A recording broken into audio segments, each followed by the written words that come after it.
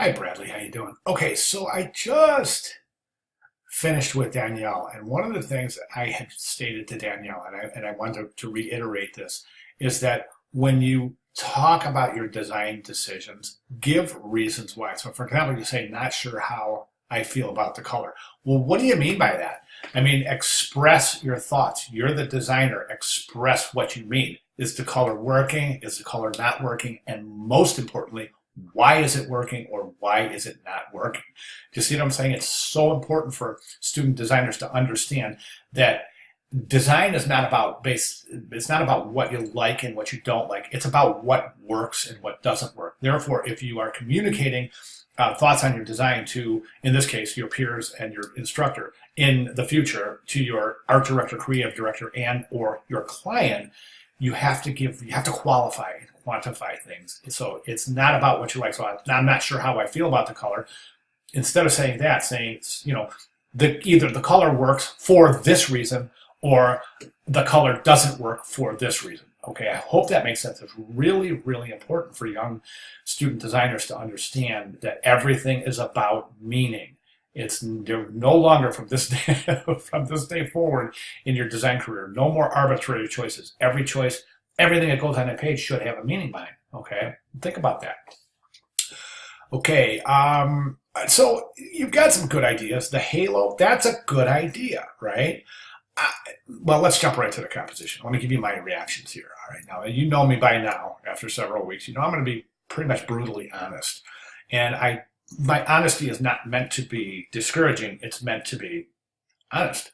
I'm going to give you my exact impression of what's going on here. All right, now two things that are happening with the background. You've got the clouds in the background image. The background, that's an image. So you've placed an image here. So you're creating meaning based on image.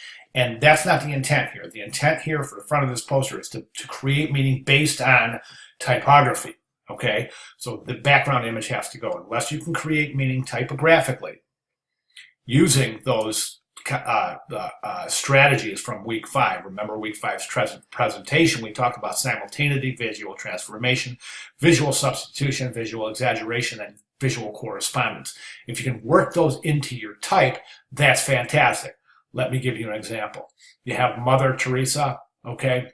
Your idea of a halo somewhere, that's a good idea. That's good connotation, right? It could also act as simultaneity. And I'm going to give you another example. Is the Mother Teresa, if you were to take, instead of a T, you were to take a cross, okay? Just a cross. And we all know the connotative meanings behind a cross, and we all know the implications and the relationship between Mother and Teresa and said connotations based on that cross, right? That's an example of creating meaning using those strategies. I don't think this is working. I think this is forced. It's really forced. It's not a bad idea. You're showing good understanding of connotation. However, I think this is really forced.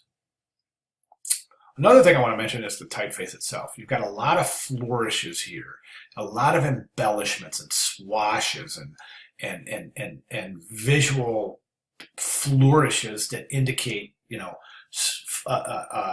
embellishments. Let's just leave it at that, right? Now, was Mother Teresa about that? No, she was about very simple living, donating what you do have, not amassing collections of monetary or valuable matter, and just a very simplistic demeanor, right? And this isn't a very simplistic type. It's very, very complex, very flourishy.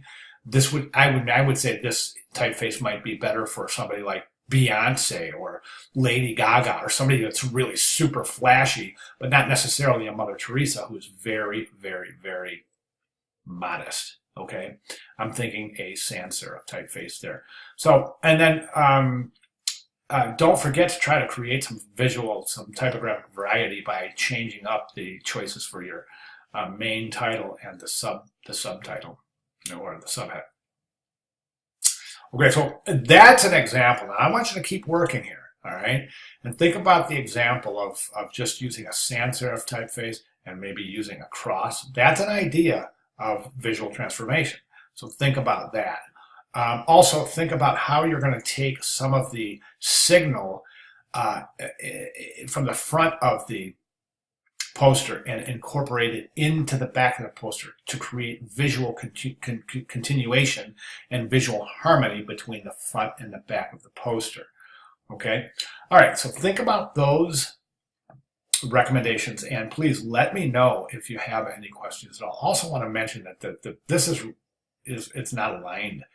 Right now you've got the white border, but the left side of the poster, the white border is much, much thicker than the right side of the poster. So try to maintain some consistency there, if not full bleed, if not just a white background. But that image, and I hope you understand the reasoning behind not using that image, and that it is creating meaning using image, and while we should be creating meaning using pure typography. All right? All right, good job. If you have any questions, please let me know. I'll be glad to clarify. Thank you.